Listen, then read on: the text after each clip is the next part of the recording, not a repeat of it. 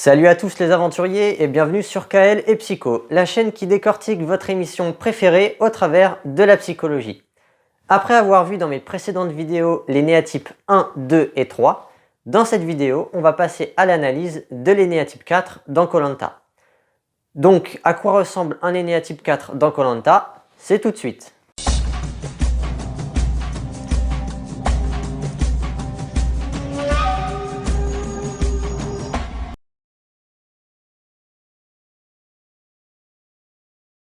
D'abord la théorie. Le 4 préfère le centre émotionnel vers l'intérieur. C'est la personne qui a le plus conscience de son vécu intérieur et qui va vivre avec intensité toutes ses émotions. Sa sensibilité très fine lui fait juger le monde en fonction des émotions que ça lui procure.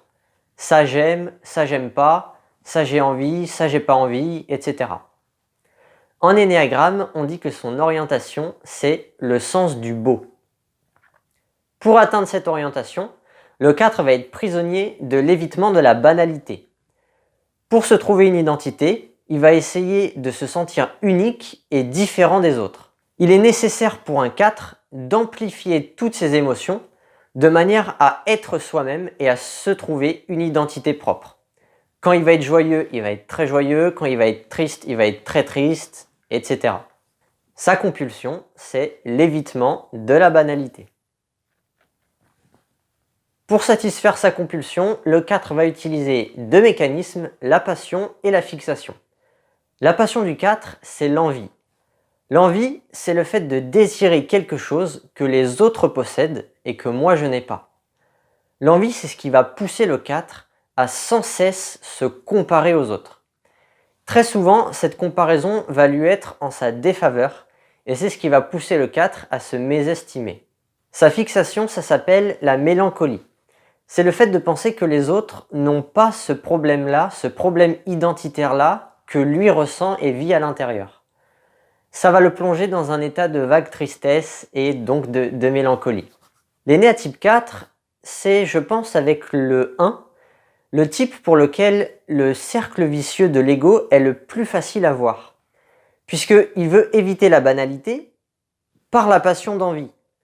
En fait, il veut se sentir différent des autres, mais justement, à cause de sa différence, il se sent facilement rejeté. Et du coup, il est envieux des autres qui ne souffrent pas de ce problème identitaire. Voilà, donc les mécanismes égotiques du 4, c'est la passion d'envie et la fixation de mélancolie pour essayer d'éviter la banalité. Et l'orientation, c'est le sens du beau. On va illustrer tout ça en commençant par la variante mu en parlant de Christophe. Christophe, double candidat, d'abord dans la saison 8, en 2008, et il était revenu pour faire le choc des héros, tourné en décembre 2009. Alors pourquoi Christophe? Parce que c'est un candidat pour qui son ego a eu un impact fort sur ses aventures, et notamment vous allez voir sur sa première aventure. On est parti avec des exemples du centre émotionnel préféré vers l'intérieur. Alors déjà, le langage des émotions est très présent chez Christophe et on voit aussi d'une manière générale quand on repense à Christophe qu'il vivait ses émotions avec beaucoup d'intensité. Je pense juste par exemple à sa défaite sur l'épreuve du tir à l'arc dans le choc des héros où il était vraiment effondré. Ensuite, plus précisément, je vais revenir dans la saison 8. Lors de la récompense du coup de téléphone, on a Christophe qui dit de lui que c'est quelqu'un de sensible, je ne m'en cache pas. Dans son portrait, il se montre aussi très sentimental en conservant son premier camion à pizza dans sa cour depuis 10 ans, alors que c'est un camion qui lui sert plus à rien. Mais Christophe a une attache émotionnelle forte avec, et donc il veut le conserver précieusement. Denis, dans son portrait, dit que c'est un garçon au grand cœur. La problématique du centre émotionnel préféré, c'est celle de l'identité. Le 4, il cherche à être unique, à être soi-même. De fait, la notion de respect, ça joue un rôle central dans la vie du 4. Il aime les gens et il attend en retour qu'on le respecte aussi, malgré sa différence. Donc vraiment, la notion de respect, c'est très important pour un énéatype 4. Et le 4, l'ego du 4, lui fait facilement croire qu'on lui manque de respect, parce qu'il a peur d'être rejeté. Dans la saison 8, Christophe, il va dire très clairement « On m'a manqué de respect. C'est pas cool de juger quelqu'un comme ça, à dire « T'es bête, toi ». Denire va rajouter dans son portrait « Pour Christophe, le respect et la bonne entente, c'est primordial ». Et enfin, une dernière phrase qui va un peu dans le même sens, mais celle-là a été dite dans le choc des héros. Christophe a dit « J'ai besoin qu'on me dise qu'on m'aime ». Et vous voyez déjà, avec toute cette histoire de respect, c'est quelque chose qui a joué un rôle fondamental dans ce qui s'est passé dans la saison 8. Et Christophe considère que Bertrand lui avait mal parlé en lui disant la fameuse phrase « Tu n'as pas de cerveau ». Et il a suffi d'une maladresse de communication de Bertrand pour activer l'ego de Christophe et sa compulsion d'évitement de la banalité. On va voir ça un peu plus loin. Déjà, on va parler de l'orientation du sens du beau. En évitant la banalité, le 4 exprime son sens du beau. Il aime aussi embellir le monde autour de lui grâce à un imaginaire qui est riche et original. En 2008, par exemple, Christophe il a écrit le nom de ses enfants sur un tronc d'arbre à l'aide de la machette. Et d'ailleurs, il fera aussi la même chose dans le choc des héros, il va continuer. Ça a l'air de rien, mais ça c'est une manifestation de l'esthétisme du 4. D'une manière générale, l'altercation avec Bertrand dans la saison 8 souligne son mécontentement de la situation. Cela ne respectait pas sa vision du jeu, son sens du beau. Il trouvait mieux de tenter quelque chose, d'éliminer Bertrand, et il va dire « C'est vrai que j'ai joué un jeu dangereux, mais je le regrette pas quoi, c'est mon cœur. » Il fait les choses avec le cœur. Il y a aussi une autre illustration qui exprime très bien l'orientation du sens du beau. C'est juste avant le conseil de son élimination, dans la saison 8. Il va gravir la colline qui est à côté du camp. Et en haut de la colline, il va parler à ses proches, à sa femme et à ses 3 enfants, en imaginant que le vent emporte ses paroles jusqu'à eux. Alors là, le sens du beau, il se perçoit dans cette action qui est originale, dans la métaphore utilisée et rêvée, celle du vent qui emporte les paroles, et aussi dans l'intensité émotionnelle avec laquelle Christophe a vécu cette scène. Enfin, dernière petite phrase qui a été dite dans le choc des héros, Christophe va dire à Christina « T'imagines la belle aventure que tu nous fais à tous ?» Christina qui venait de gagner le duel des ambassadeurs face à Ty Chris. Voilà, ici par cette phrase on voit bien juste le langage utilisé, c'est le vocabulaire de la beauté. Maintenant on passe à la compulsion d'évitement de la banalité. Pour se sentir unique, le 4 il veut se distinguer des autres. Il ne supporte pas de faire comme tout le monde. Dans l'épisode 8 de la saison 8, Christophe exprime son ras-le-bol de se sentir sous les ordres de Bertrand. Ses façons de faire sont pour lui militarisées et il dit « Je ne suis pas venu à Koh Lanta pour me faire mener par le bout du nez. Moi je ne suis pas un mouton. Je suis sorti du rang et je suis content d'être sorti du rang. Et puis je re-rentrerai pas dans le rang. » Voilà, l'envie de ne pas faire comme tout le monde, de sortir du groupe. La compulsion du 4 le pousse aussi à l'imprévisibilité, puisque quand on est imprévisible, on attire les regards sur nous, donc on évite la banalité. Et Bertrand dira à propos de Christophe, on n'arrive toujours pas à le comprendre, à cerner le personnage. On ne sait toujours pas quelle est sa vraie personnalité. C'est un drôle de bonhomme. Ce genre de remarques, c'est des remarques qu'on fait souvent à propos des énéatypes 4. Et enfin, je vais vous citer un dernier exemple qui est très important et très intéressant à souligner pour comprendre l'énéagramme. Parce que dans l'énéagramme, on nous dit que l'énéatype est quelque chose d'inné et qui est permanent tout au long de notre vie. Si on est né énéatype 4, on va mourir un énéatype 4. C'est permanent. Ça veut dire que les motivations de nos comportements seront toujours guidées par l'évitement de la banalité. Ça ne changera jamais en fait. Par contre, nos comportements, eux, peuvent changer. On peut changer notre perception de ce qu'est la banalité et on peut éviter la banalité d'une certaine manière, changer d'avis et plus tard dans notre vie, éviter la banalité d'une autre manière. La seule chose qui est permanente, c'est notre motivation qui est d'éviter la banalité. Quand Christophe revient dans le choc des héros, cette fois, il est très content d'être dans une édition spéciale et de côtoyer d'excellents aventuriers. Par exemple, il qualifie plusieurs fois Grégoire comme étant le mythe de Koh Lanta. Là, son ego, en fait, il est aux anges. Il a le sentiment d'éviter la banalité en les côtoyant, en étant avec eux, avec des candidats comme Freddy ou Grégoire. Et voyez, en 2008, c'était l'inverse. Il voulait éviter la banalité en sortant du groupe et en éliminant Bertrand. Dans le choc des héros, il veut éviter la banalité en restant avec Grégoire et Freddy. À aucun moment, il a pensé les éliminer. D'ailleurs, en Bon 4, il y a eu cette histoire dans le choc des héros avec l'arrivée de Mohamed. Et en Bon 4, Christophe a voulu s'entretenir avec Mohamed, qui était fraîchement arrivé, pour dissiper un malaise. Mohamed avait du mal à s'intégrer dans l'équipe des jaunes.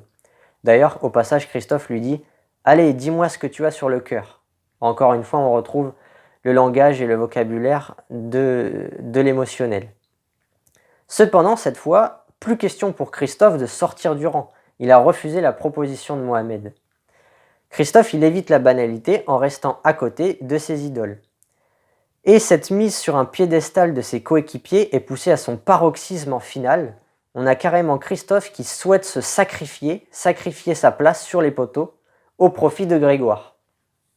Alors là, au passage aussi, on peut faire le lien avec la spirale dynamique, puisqu'il est dans le sacrifice de soi. En fait, Christophe, à ce moment-là, il exprime les valeurs de bleu, et un 4 qui est centré en bleu, il va éviter la banalité en respectant sa vérité ultime.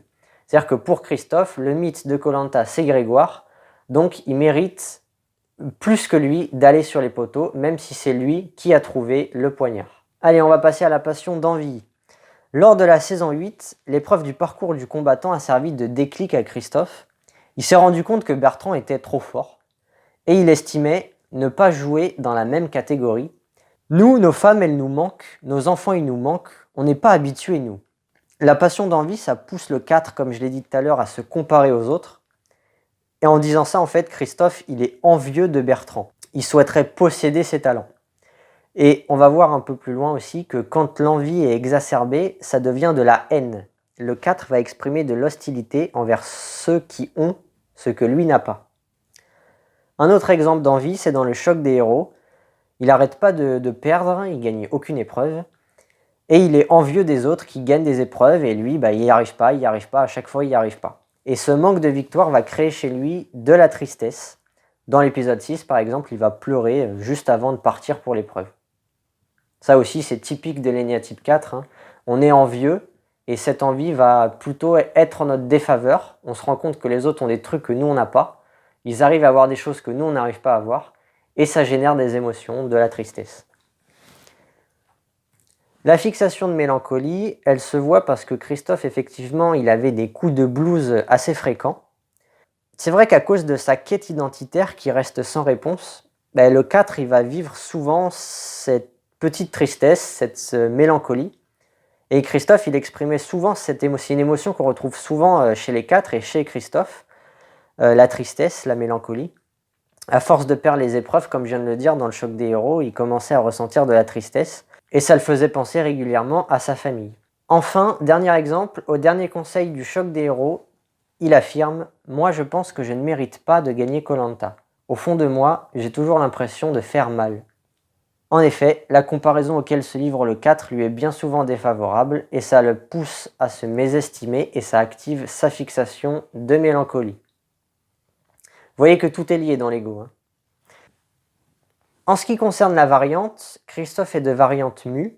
Ça veut dire qu'il semblerait avoir le centre instinctif en support. Sur le camp, il semble souvent en action. Et dans son portrait, un collègue souligne son courage et sa volonté, qui sont des caractéristiques qu'on retrouve souvent chez les personnes qui ont un centre instinctif bien actif. Denis dit de lui, il n'hésite pas à mettre la main à la pâte et à courir partout. Enfin, on peut souligner aussi qu'il a quand même été boxeur professionnel pendant 16 ans. Ce qui semblerait aussi être un indice d'un centre instinctif bien présent. Ensuite, fatalement, le centre mental il va être réprimé.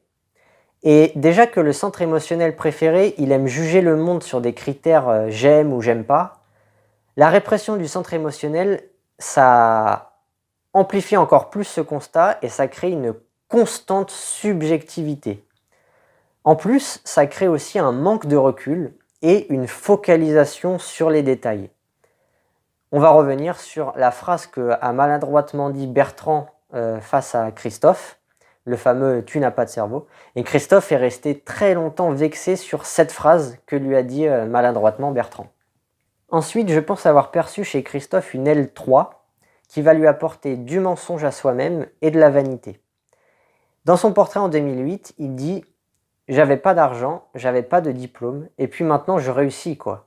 Donc c'est vrai que ça me fait plaisir. » En plus de ça, en 2008, il dit aussi avoir pensé dans un confessionnal à l'image qu'il renvoie à ses enfants pour expliquer notamment sa rébellion face à Bertrand. Et c'est vrai qu'un 4 à L3, il va tenter d'éviter la banalité en essayant de se forger une image positive. Enfin, dernière chose, dans son portrait dans Le Choc des héros, on voit Christophe qui met en avant sa participation à l'émission dans sa pizzeria. Il évite la banalité en soulignant qu'il l'a fait koh Lanta. Denis dit que dans le Nord, il est devenu une vedette. Allez, je termine l'analyse de Christophe. Avec le sous-type, je pense que Christophe a l'instinct sexuel blessé, ce qui pour l'énéatype 4 va donner le sous-type qui s'appelle compétition. L'ego du 4 cherche à être quelqu'un d'unique dans la vie de son compagnon, si jamais il a l'instinct sexuel blessé, puisqu'il essaye à la fois d'éviter la banalité, mais d'être séduisant. Et c'est vrai qu'au dernier conseil du choc des héros, Christophe est fier de dire que sa femme a écrit dans son courrier qu'il est l'homme de sa vie et que sans toi je n'existe pas. Chez le 4, le sous-type sexuel, comme on l'a dit, il s'appelle compétition. Et en fait, à chaque fois qu'on a l'instinct sexuel blessé, ça va apporter de l'agressivité à la personnalité. Et le fait d'apporter de l'agressivité chez l'énéatype 4, comme on dit, il n'y a qu'un pas de l'envie à la haine, ça va transformer l'envie en haine. Et ça donne un côté beaucoup plus compétiteur, d'où le nom du sous-type. Et par exemple, la compétitivité de Christophe, elle ressortait dans son envie d'éliminer Bertrand en 2008 parce qu'il estimait que Bertrand gagnait trop. Et aussi à chaque fois dans son ambition affichée de remporter une épreuve dans le choc des héros. Il était motivé à chaque fois d'essayer de gagner une épreuve. Après la variante mu, je vous donne un exemple de variante alpha avec Cyril. Cyril, candidat de la guerre des chefs. La hiérarchie des centres du 4 alpha, c'est le mental en support et la répression de l'instinctif. Déjà, pour ce qui est du centre mental en support, on voit assez nettement que Cyril est imaginatif et réfléchi. Sur le camp des Kama, il améliorait l'esthétisme du camp par ses idées. C'est révélateur de sa hiérarchie des centres. Il a le centre mental au service de son centre émotionnel et de son sens du beau. D'ailleurs, au-delà du jeu, Cyril est designer, c'était son métier. Et c'est un métier qui correspond bien au 4 alpha, puisque ça nécessite d'être créatif et d'utiliser les centres mentaux et les centres émotionnels. Ensuite, par déduction, chez Cyril, le centre instinctif il est réprimé, même si ça semblait pas être une grosse répression chez Cyril. J'ai quand même trouvé une phrase, même s'il l'avait dit à moitié en rigolant, il y a sûrement un fond de vérité. Il avait dit « Moi j'ai les idées et les gens font pour moi ». Voilà, je profite aussi de Cyril pour parler d'un mécanisme que je cite pas à chaque fois parce que c'est pas un mécanisme de l'ego à proprement parler, c'est un mécanisme de défense. Et le mécanisme de défense préféré du 4, ça s'appelle introjection-sublimation. Comme ce mécanisme il est très voyant dans l'aventure de Cyril, je le mentionne ici. Alors en fait, pour un 4, le monde est incompréhensible s'il ne ressent pas d'émotion à son propos. Et l'introjection, c'est cette capacité qu'a le 4 à créer chez lui des fantasmes et des émotions grâce à tout ce qu'il voit et tout ce qu'il vit. Et avec l'introjection, il y a chez le 4 un trop-plein émotionnel qui se crée. Et après l'introjection, il y a la sublimation, qui est le fait d'extérioriser ses émotions en sublimant le monde, en augmentant sa beauté. Et c'est pour ça en fait que le 4 est souvent attiré par le domaine artistique. Allez, maintenant pour aller plus loin, je vais vous citer d'autres types 4 de l'histoire de koh Lanta. Un des égos les plus visibles de toute l'histoire du jeu, c'est la délirante Julie de la saison 16. Vous pouvez aussi penser à un candidat comme Yves de la saison 17 qui se sentait facilement rejeté et trahi par son équipe. Ou encore dans un autre style mais tout aussi intéressant à analyser, vous avez Sakon de la saison 5. Voilà, merci de m'avoir écouté. J'attends vos avis dans les commentaires et n'oubliez pas de vous abonner à la chaîne et de mettre un pouce bleu. Sur ce, je vous dis à très bientôt. Matane!